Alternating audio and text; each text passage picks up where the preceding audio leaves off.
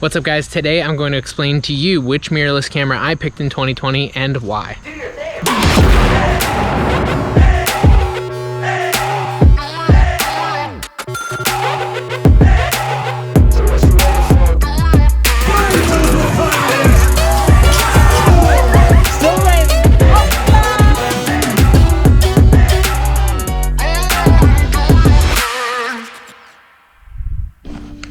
You wanna go out, buddy?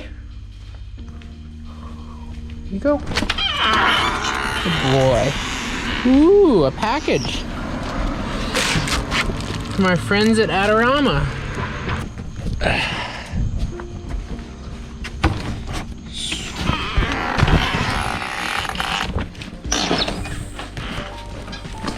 So, I'm sure you guys are all familiar with the mirrorless camera conundrum sweeping the internet right now between the Canon R5 and the Sony A7S III. There is a lot of controversy on which small camera you should buy. And I will say that in general, at this point, I feel like the A7S III is winning, but I sort of had a whole journey through that. So if you are familiar with me and my work, most of what I do is commercial cinematography, and for most of that work, I use cinema cameras. I owned a Red camera, an RE Mira, currently have a Ursa Mini Pro while I wait for the new RE sensor to come out. And I've always had a stills camera, and they've fluctuated. My wife has had a Canon 6D for a while.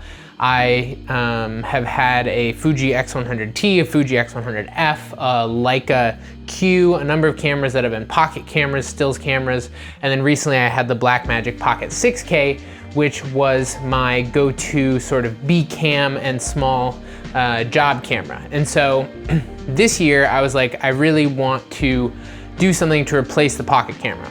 Now the reasoning for replacing the pocket camera is a few main things. The pocket camera looked great. From a video perspective, you really couldn't beat it. But the biggest thing that was killing me was that I was using it a lot of the times as a gimbal B camera, and I was finding that the autofocus was non-existent, and specifically for the way I was running it on the Ronin S, I didn't really like the follow focus situation. I felt like it was too hard to get everything solid and consistent, and I just wasn't happy with it, and so I started thinking about looking for something new. That's where we get to this box. So as I was selling the pocket camera, I had heard that there was a new Canon camera coming out called the R5, and that it was going to do full frame, 8K, uncropped 4K. I had looked at the EOS R, because I was also looking to upgrade our 6D, which was a stills camera. I was doing a little more photography work this year because of COVID and just sort of trying to stay moving. And so I started looking into the R5, sold the Pocket, and was waiting for the day that the R5 got announced. Now, the minute the R5 gets announced, I hop on, pre-order it on Adorama, and am pretty much like, I think I ordered at 10 a.m. and it was supposed to ship at the end of August. So at this point, I'm like, okay, we're good.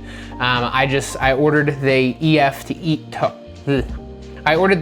to RF mount adapter so that I could use my existing lenses. Figured I could get RF lenses in the future, but this would hold me over for now.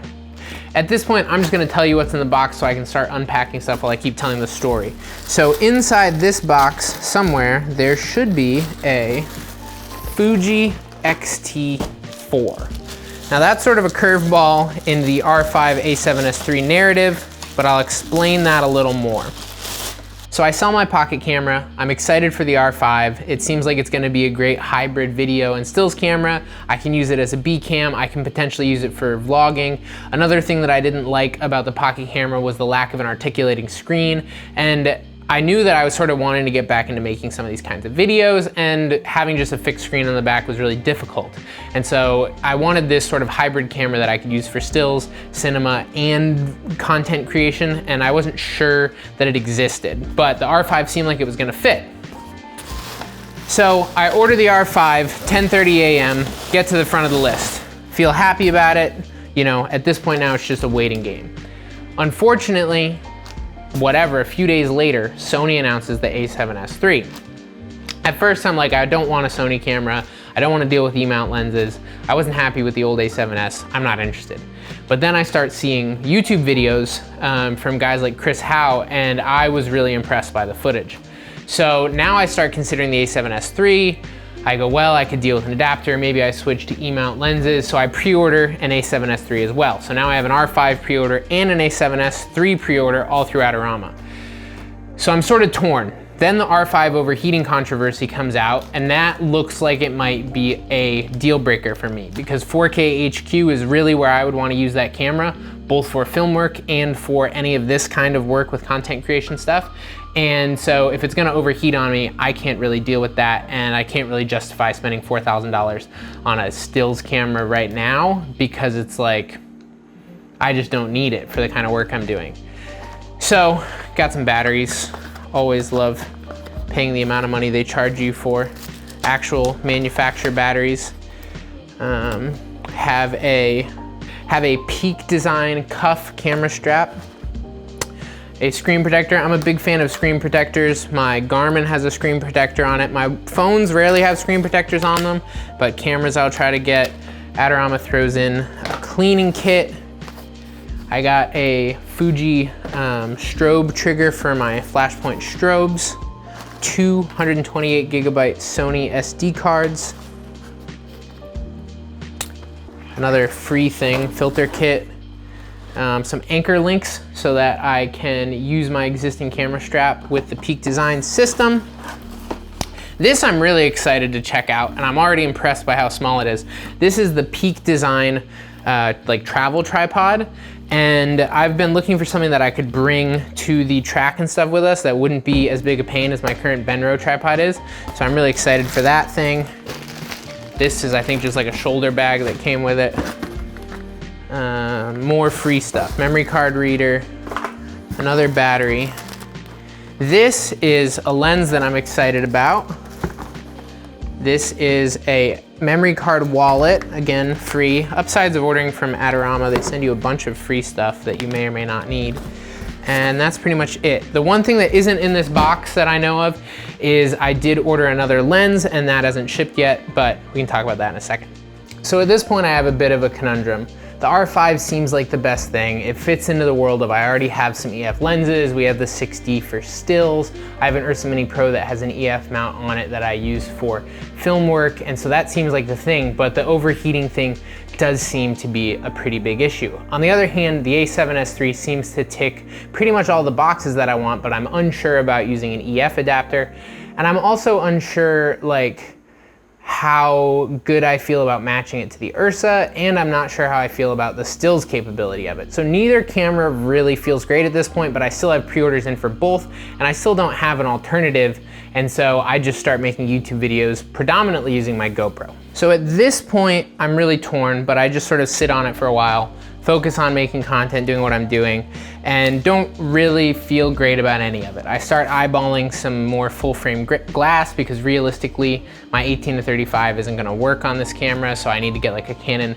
16-35 or go Sony and get E-mount glass. Then the thought pops into my head, should I just get an FX9, the A7S III, sell the Ursa entirely, sell the 6D, and just switch to all Sony and E-mount glass? But I don't love that idea. It's a lot of money. It's just complicated. And it seems like a great setup for those kinds of jobs, but I don't really want to use the FX9 for film work. I don't really want to use the A7S III for stills work, and so it sort of sets me up to be like a documentary YouTuber, which is great, but it's not really what I'm doing.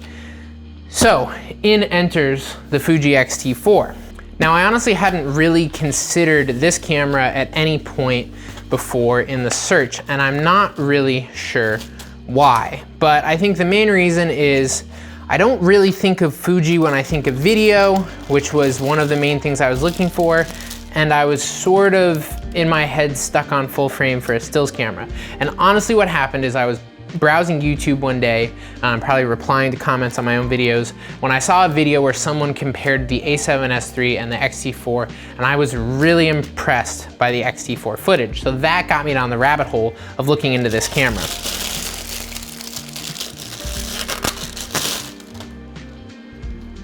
Look at that, it's pretty. Can't see.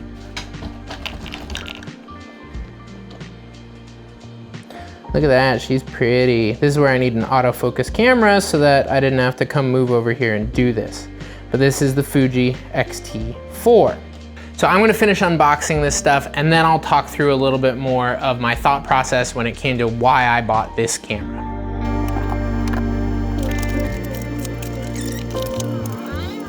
Plug this in. Feel pretty gypped that I don't get a charger though, because now I gotta order one. And who wants to deal with that? There's no record button, you just hit that. And now we're rolling. So, can see the difference maybe between this is the XT4 currently with the 18 to 55 on it. Over there's the A7sIII Pro, which I've been talking on. And yeah, see how this looks and sounds. Okay, so right now you're looking at the XT4. I quickly put it together, jumbled through some settings, so hopefully this resembles some sort of something. But yeah, currently we have the 18 to 55 on here, which is the lens that I would expect to use most for this kind of stuff. I also got an 18mm pancake, which I honestly mostly got just as like a walk around photography lens, take with me when I'm hiking, that sort of thing. And then I also got a 27mm 1.4, which is about equivalent to the 35mm. I also got a 27mm 1.4, which is about equivalent to the 35mm that I do stills with on the 6D. Bye, UPS guy. So, the question, why would you go from an A7S III or a R5 to something like this? And the real answer is, I don't necessarily think that it's a better camera in any particular way. The A7S III is a better video camera. I'm okay with that. The R5 is going to be a better stills camera. I'm okay with that. As I said at the beginning, I was looking for a hybrid camera, and for me too, these are all things that are secondary to what I mainly do. I enjoy taking photos. I enjoy making YouTube videos. I'm trying to focus on just doing those things for fun and doing what I'm interested in and not getting too caught up in mixing them up with my job. Sorry if you can hear my neighbor over there mowing his lawn. So the R5 was going to be like $3,900 for the body, or $3,800, whatever it is. The A7S III is like $3,500. This thing with the kit lens was like $2,300 or something. And then the other lenses are way cheaper. The batteries are cheaper. The media is cheaper. And so I was able to get this camera, this zoom, the 18mm, the 27mm, the filters, the media, the Peak Design tripod, everything for hardly any more money than I would have spent on just the R5 body. And again, if I got the R5, at minimum, I was going to end up buying a Canon 16 to 35, and the cheapest I could find when used was $850. So at that point, I'm, you know, almost $5,000 deep, and there's no, just no real need for me right now to do that. Like, if I get called suddenly for a lot of big photo jobs, I would probably prefer to get like a medium format Fuji camera. And I'm sorry for walking around so much. I'm just partially curious how like the image stabilization and everything does, and I'm just keeping myself preoccupied. But yeah, so there were a lot of factors that went into it. This seemed like the thing that I could use for YouTube videos. I don't know that I'm gonna use it as like an actual B camera to my A7sIII Pro, but I could see it happening. I'm curious to check the color out. I'm curious to see how F-Log works, and just to see if it holds up, but it's definitely a potential.